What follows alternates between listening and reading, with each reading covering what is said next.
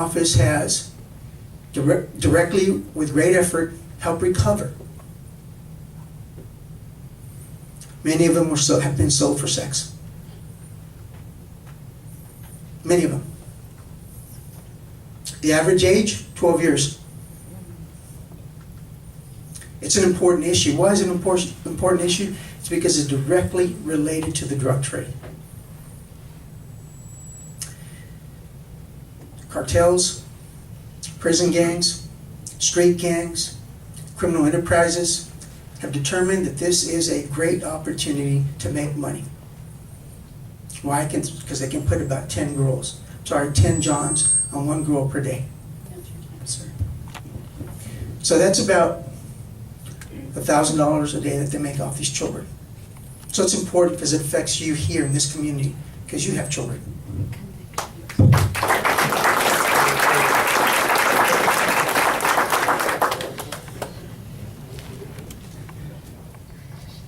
Recently, allegations have surfaced that the DA's office is targeting supporters of the opposition candidate. Address this from your perspective as to whether or not the allegations may hold any truth, or how you as an elected official would handle this.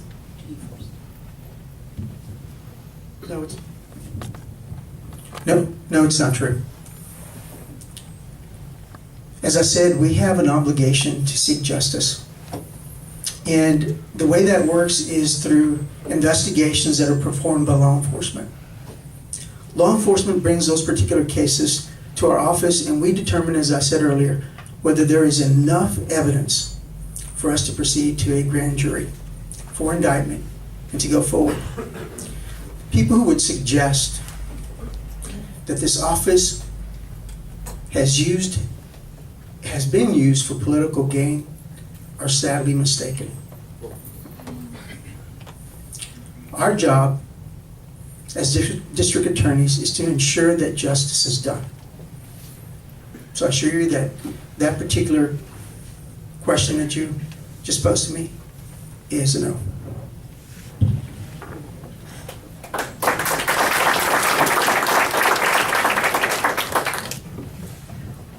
Well, I would like to agree with him and say that the answer to that is no, but actions speak louder than words. And I have specific supporters who have been, it's on the front page of the paper in the Frio County, indicted for offenses because they would not support the current district attorney in his bid for re-election. And in the meantime, we have baby murders in Frio County that have been over a year, and that person's never been indicted, and they're walking around free on bond.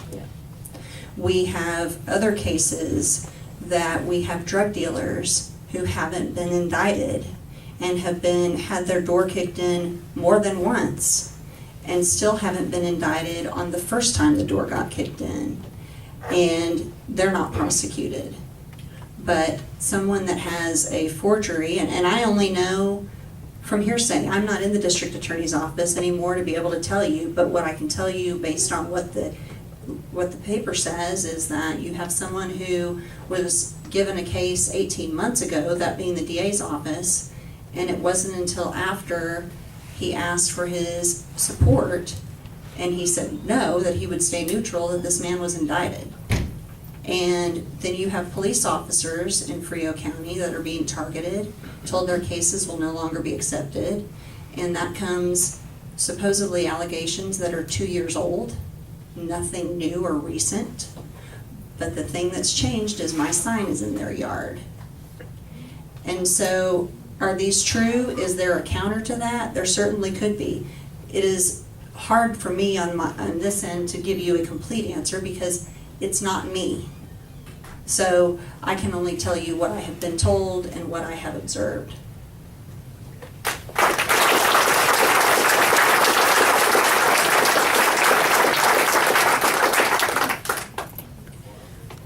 The following question is for all candidates here at the tables.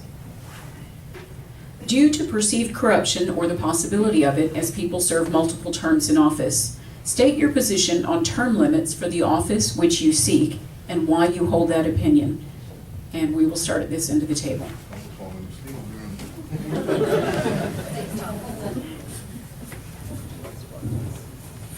First of all, I'm not a politician by any means. I would strongly suggest a term limit for any politician. That's just me though. And then again, I'm not a politician.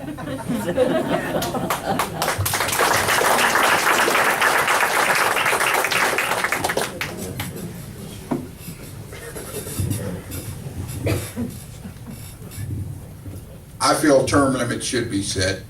It keeps the elected official on his toes, keeps him doing what he's supposed to do. The longer you leave a politician or an elected official a long time in office, they become complacent.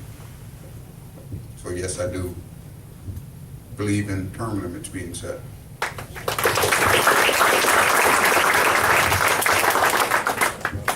That's a matter for the legislature. They make that particular determination as to whether that is the will of the people.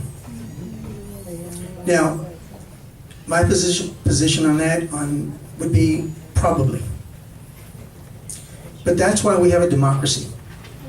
That's why we have the ability to go to the polling place and to vote your conscience, to vote your interest.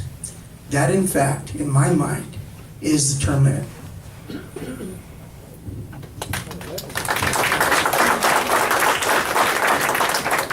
As someone who's also not a politician, never ran for office before, I do agree that there has to be term limits. And the reason for that is, as Fault said, they become complacent.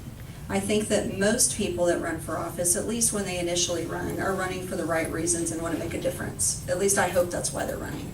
But I will say, we have Washington full of people who have been in office for way too long and care about nothing other than self-preservation. It's not about doing what's right for the country. It's not about doing what's right for you. It's not about anything other than lining their pockets with government money, having a retirement. And are there exceptions to that rule? I will say some of the district judges here have been in office and have done a stellar job, and I would say they would be the exception to that rule. So are there exceptions? Certainly.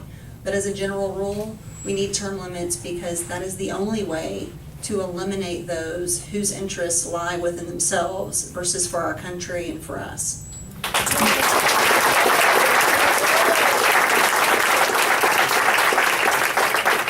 Well, I think the term limits should be up to the voters when they go to the polls. I mean, I know a lot of sheriffs that have served 35 years, 40 years. The longest serving sheriff in the state of Texas served 46 years. And the only reason why he got out is because he finally found someone that would take his place. And he said that it was costing him about $3,000 a month to go to work. But I still think, you know, it should be up to the voters at the polls at this time.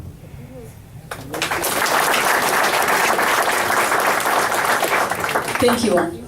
At this time, we're going to take a 5-minute recess. You can stretch your legs. Anybody that needs to can use the facilities. They're in the back corner over here. And that'll give us a chance to review the questions in the basket and start again. Thank you.